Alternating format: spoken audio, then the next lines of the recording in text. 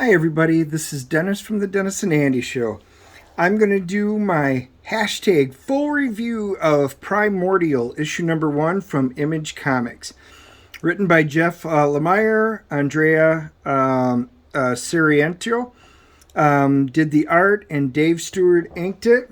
This one was kind of interesting. If you saw the quick flip, or if you clicked on that to get to here, this is kind of potentially a cool story. I really wanted to pick this one up. In 1957, Russia launched a dog, Laika, into Earth's orbit. 2 years later, the U.S. responded with 2 monkeys, Abel and Baker.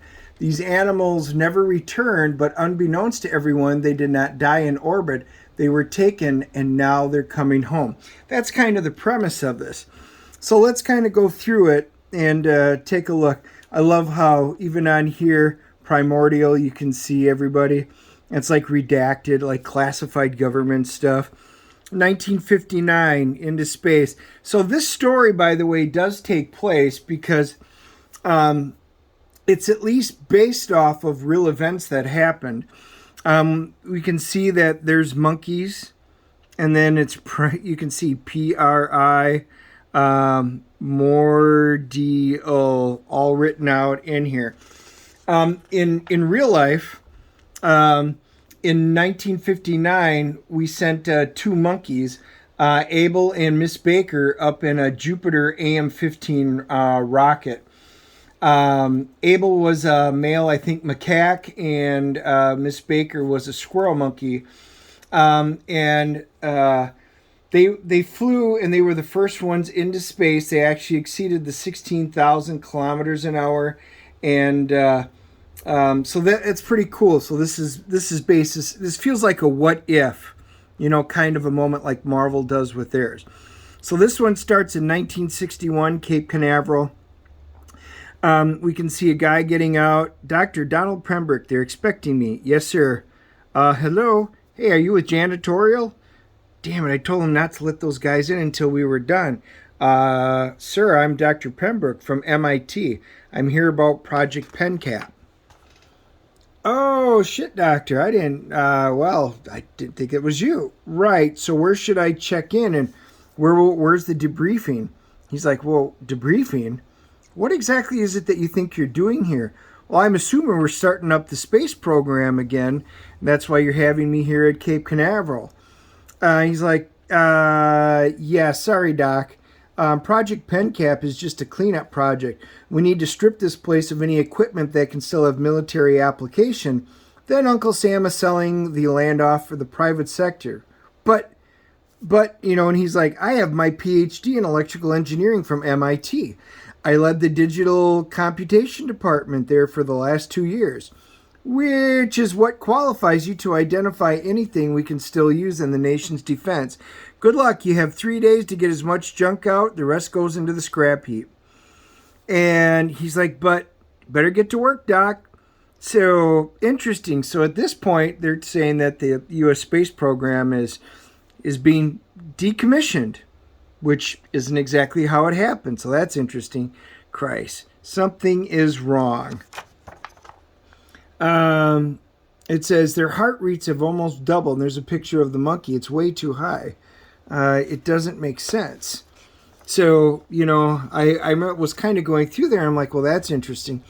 Doesn't make sense. Nothing out there. Is there a fire inside the nose cone? Some equipment failure? That's just it, sir. It's all reading perfectly fine. It's just the 2 of them. Shit, what is that? What's happening? Next thing we know, because that's kind of like a flashback. Doctor is on there, and you can see the cage. Again, Abel, which is directly from what happened in NASA in 1959. And then the one they don't show is Miss Baker. And they get their names really from 1943 to 1955. It came from the U.S. military phonetic alphabet. So that's how they named the monkeys. He goes, Pembroke, you okay? Yeah, just fine. Just a weird smell in here. Kind of felt nauseous. Yeah, it still smells like the monkeys in here. And they just started going through. Well, I found these. They were kind of tossed behind something. this is kind of up my area. He goes, hey, we're just here to clean out, but, kind of help yourself. So he starts looking through them, and he's noticing something really odd. Now, this is cool. It says, elsewhere, President runner-up Senator John Kennedy, whom Nixon defeated in last year's landslide election, stood with protesters in Washington opposing Nixon's military actions in Hungary. Kennedy warned that Nixon's actions could very well put the United States and the Soviet Union on the brink of all-out war. So, obviously, again, something different happened. So this is a different world, a what if and an else world, if you're on the DC side of things. And he's noticing all of this, and he winds up calling, hey, General Talbot, hey, I'm eating dinner. What do you need? Sorry to disturb you, but I found some stuff that doesn't make sense. He goes, well, I have readouts here from the 2 primates that were launched into the final Jupiter missions, Abel and Baker. Heart and vital readings for both. Sir, are you still there? Yeah, why are you bothering me with this? Didn't Sergeant Jones make your objectives clear? Why are you going through paperwork? You shouldn't be doing that. I know, sir. Jones made it very clear. But, this is something that's up my alley, so I thought I would look into it. Something isn't right here. I'm well versed in the Jupiter rocket missions, and their monkeys, Abel and Baker, they reached Earth on May 28th at 2:34 a.m., and then both primates died when the rocket failed at 2:39 p.m., which again, in real history, our history, they were launched on May 28th into space. So these active heart vitals, they're time stamped at 2:47 a.m.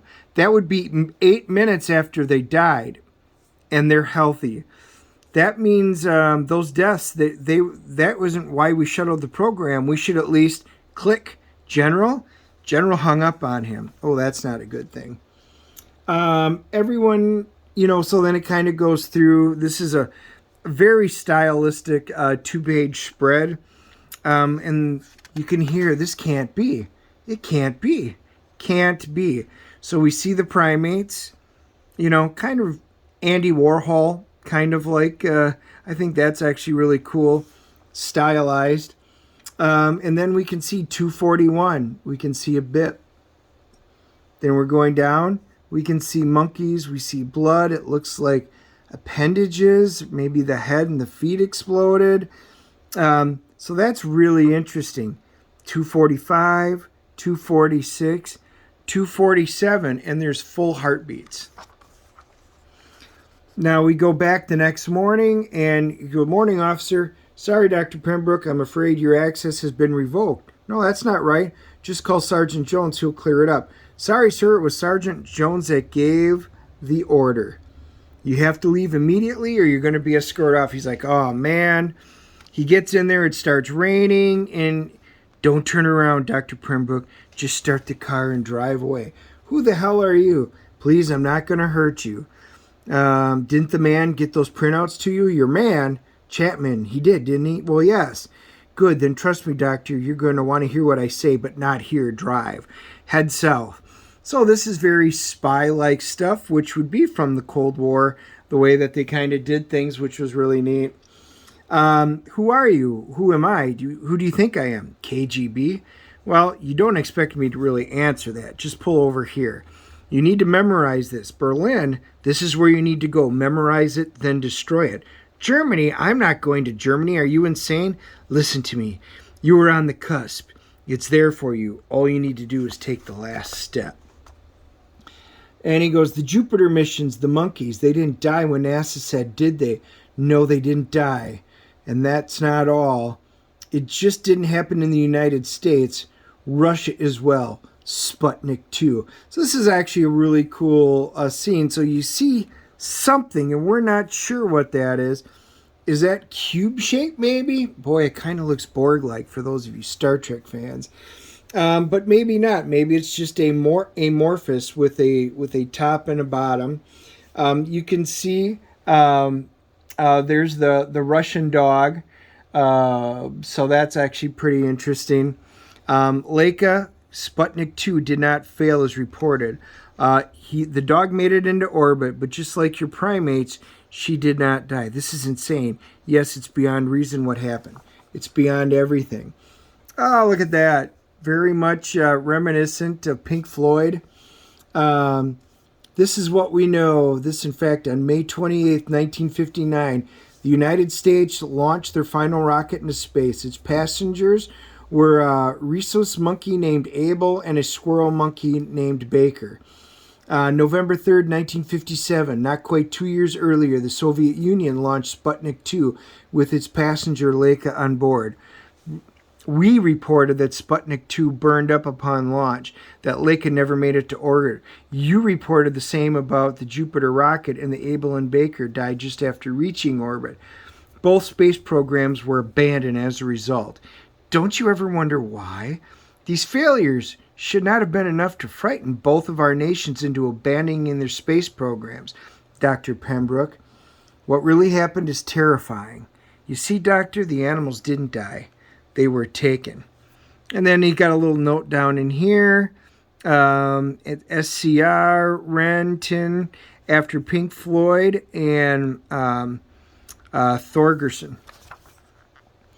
And that they're still out there somewhere. So you can see there's the 247. You see the monkeys. Eep, eep, eep. Eep, eep. And there's that strange silhouette looking thing that we had seen at the beginning. And then, oh, is that the Russian dog? Kind of looks like it. Hello. To be continued. And that's it. There's the preview for 2. So I already had quite a few people on our live stream when we were talking about this were interested.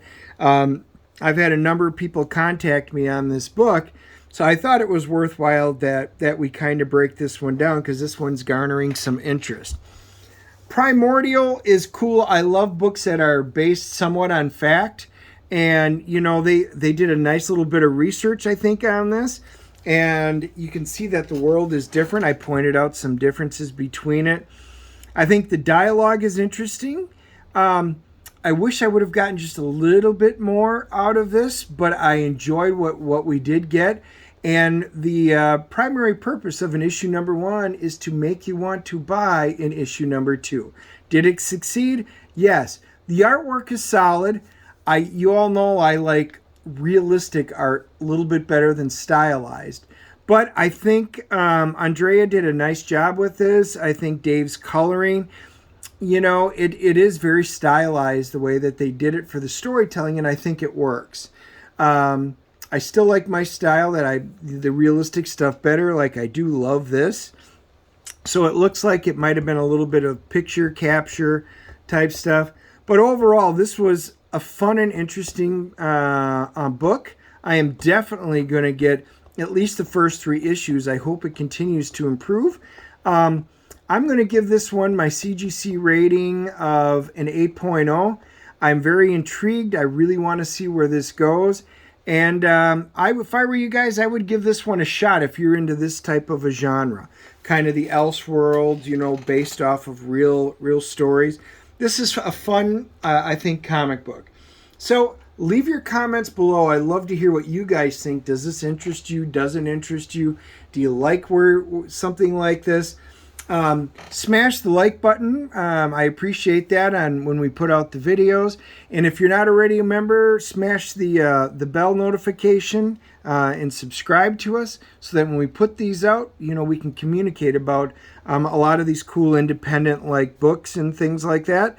So I look forward to hearing from you all, and we will talk to you soon. Bye.